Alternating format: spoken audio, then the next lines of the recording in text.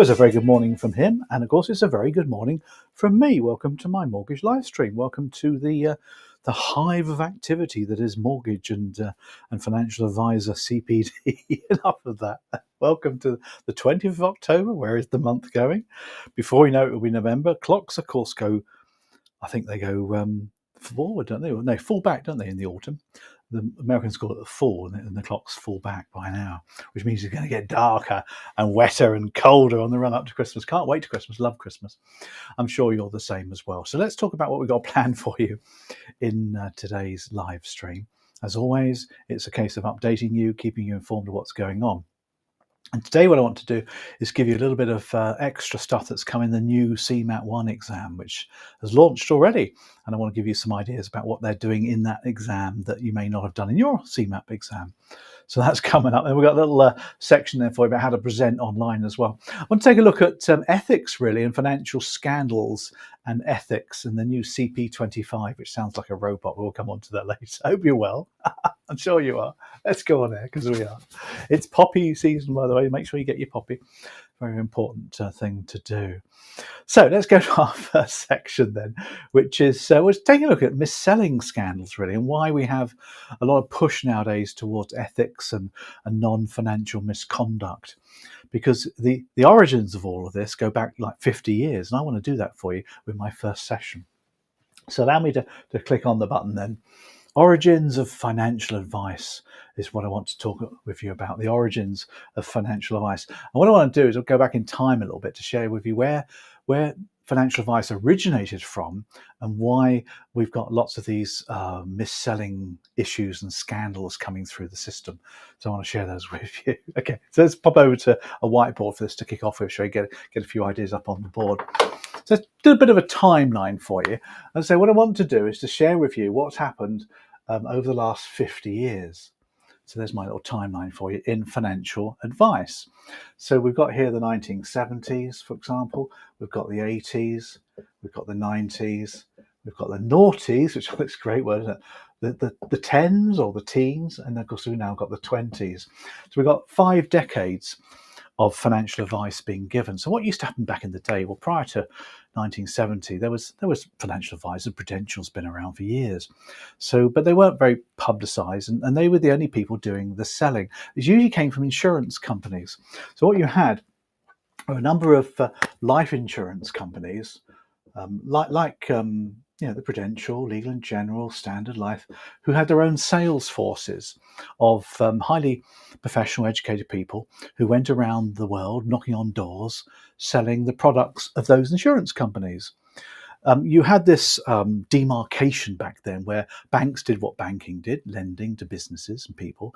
Building societies did what they did, mortgages. Insurance companies did what they did, life assurance, investments and things.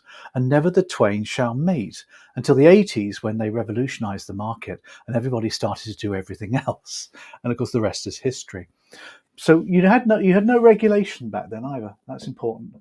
Was there a need for it? Yes and no, but people tended to do the right thing back then. It was slightly different. There wasn't anything dangerous going on at all until the 80s came around. And what happened in the 1980s is we had this huge increase in sales forces. And I call them that exactly because they were sales forces employed by the insurance companies predominantly to sell the products of that insurance company. So they were tied agents. And they were mostly commission-based sales forces, easy to recruit. There you get 2 S's, isn't it? Easy to recruit and easy to motivate, really, because they were motivated by selling, which caused a lot of the problems. Because at the same time, you had more and more complex products coming in. You had different types of endowments coming in, all sorts of complex products, which a lot of these people weren't trained very well on, and which caused a lot of the issues as well. And these massive untrained sales forces roaming the land, doing their thing, if you like. Now, as a result of that, some mispractices were going on, of course. Somebody who has to sell to earn their money is going to sell. That's the way it is. Commission drives behaviour. So what do we have in the 80s? Well, first of all, we had our first Financial Services Act, didn't we? Financial Services Act of 1988. It was 86, but it came in 88, which was the first regulation, and that started to regulate the environment. It got some teeth later in 1994 with training and competence, which made exams compulsory, and that started to educate the sales forces. And the sales forces started to shrink a little bit as time moved on. The world was changing on that as well. In the early 2000s, we started to have mortgage regulation, of course. Mortgage regulation came in 2004, so that's 21 years ago now. Up until then, it was never regulated at all. Well, because it wasn't. It's crazy when you think about it. Then we had one of the biggest changes in 2012. We had RDR, the Retail Distribution Review, which banished commission. I personally think commission is one of the biggest issues that causes mis-selling. If somebody needs to fill the fridge and feed the kids, or do the same thing the other way around, then they need earn money. If they're on commission only, they have to sell, which often it breeds practices where more sales are done. This is the way it is. Now, Retail Distribution Review abolished commission for financial services products, wealth and pensions and stuff like that. However, commission's still there for proc fees. Mortgage proc fee is a fancy word for commission. And we also have commission on life and protection. Now, does that cause a problem? I don't know. I'm not going to suggest it does. But if somebody is purely on that, that's commission only. However you look at it, whether they're self-employed, employed.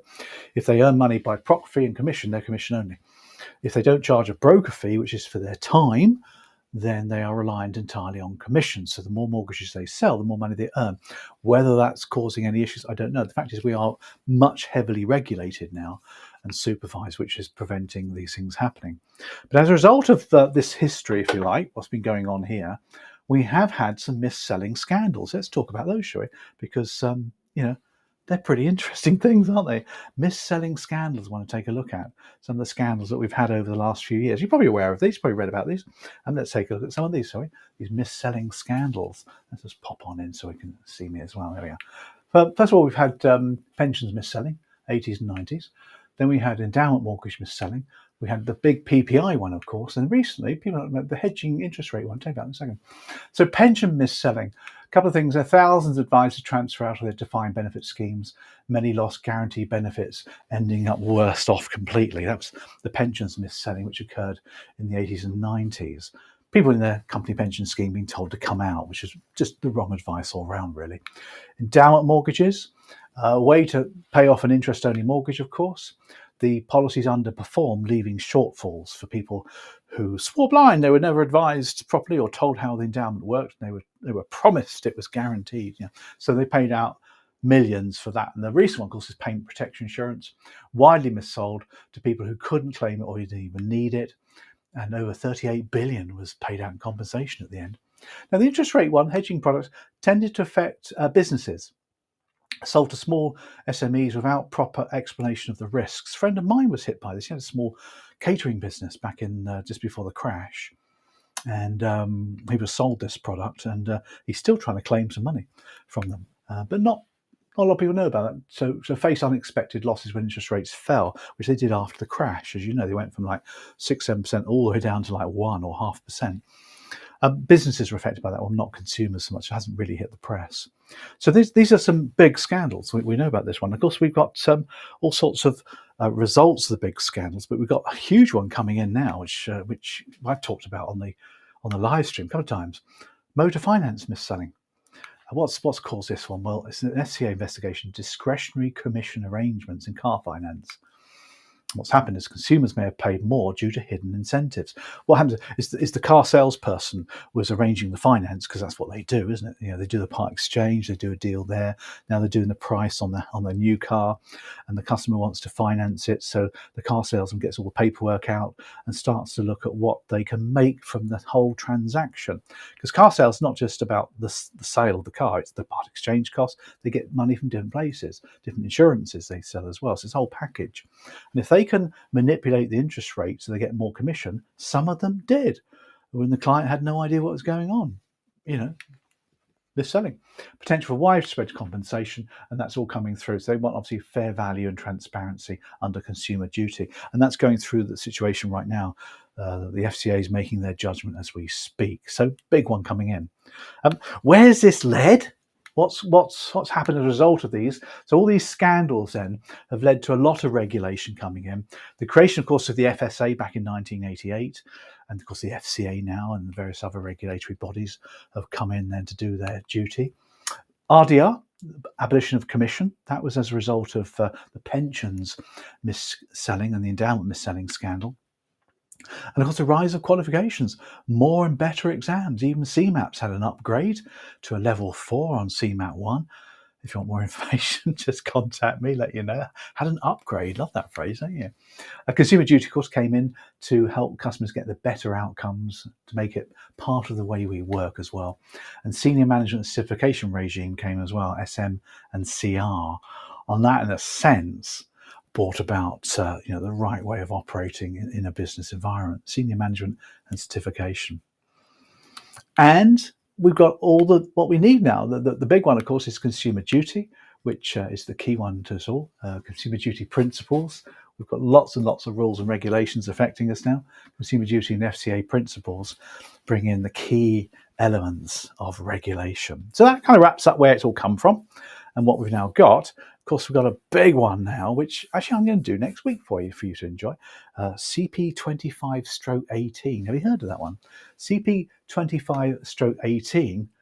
Great. It's not a robot from Star Wars. It's an initiative from the FCA to promote non-financial misconduct. It's all about the right culture, enforcing culture and changes coming in. So if you think about it, it's the next stage from our history. We've got this going on. We've got the current situation with mortgages and commission on sales of protection. Is there any mis-selling going on at the moment? I don't know. I don't know if there's any mis-selling. We don't know about it at the moment, do we? Is there any mis-selling on life assurance, mortgages? Possibly, we don't know. But if it's commission-led, now this new one now is going to change the culture of organisations.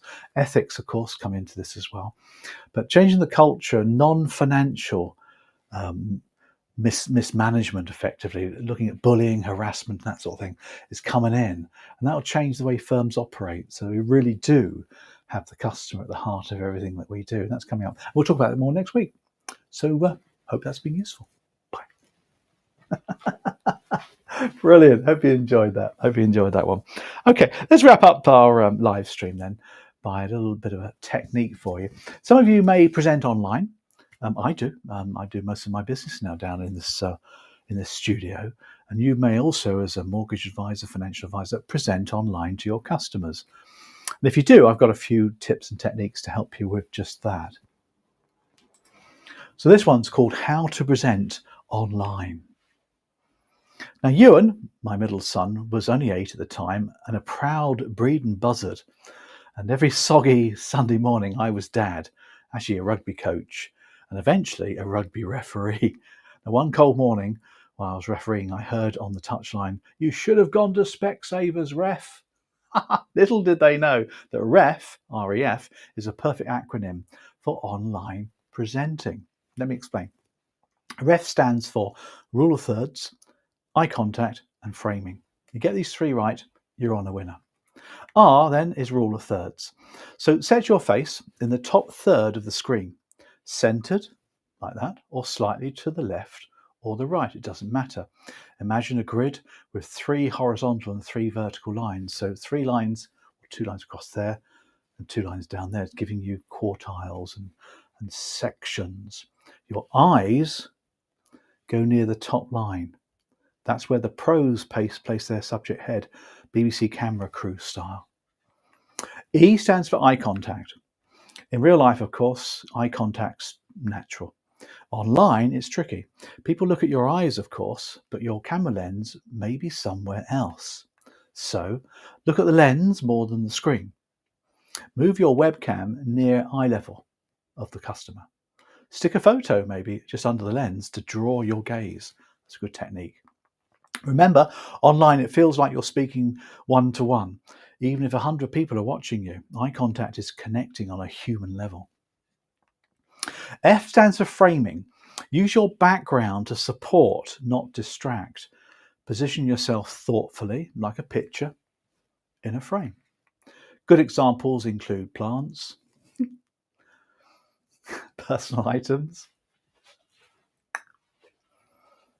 and hobby hints. Bad examples: blurry Golden Gate bridges with no green screen, busy offices behind you with people moving around, weirdly blurred backgrounds that make people wonder what you're hiding. Lighting matters, naturally. You are the presentation, so light yourself up well. Frame it right and look the part. And oh yes, Bredon Buzzards usually won every match, maybe with a bit of help from the ref. Hope you enjoyed that one. There we go. Okay, so good stuff today. Hope you enjoyed the live stream. We've got again same thing next week as well on that non-financial mismanagement. You bet you're curious about that. It's coming up next week as well, which will make a huge change to the way the industry works. We've just revamped our DIP-FA over the weekend. We've been working on it for a couple of years now, the new DIP-FA. We've revamped it completely now, so it's all on demand with coaching. So you can join it at any time you want. So if you're thinking about becoming a financial advisor, as opposed to just being a mortgage advisor, financial advisor giving advice on all areas, then you'll need an exam, and the DIP-FA is the one for you. It's had a brilliant reincarnation over the last few years, and it's the right exam now. It really is good. And we provide training support for you in videos and audios and all sorts of things. And it's live now on the website. If you're interested to find out more, then what you need to do, of course, as always, is to get onto our database, our little member list there. There's the QR code to get you in there. Just get on the member list, and we'll keep you posted with especially I've got a webinar next Thursday. It's Thursday evening at 6:30, where I'll be talking about the DIP-FA, how it works, and some of the benefits of the training that we got for you. So that's really exciting if you're looking to future-proof yourself, because AI is going to change things massively. So that's something you think about. Other than that, I wish you all the best, and have a great weekend. And don't get to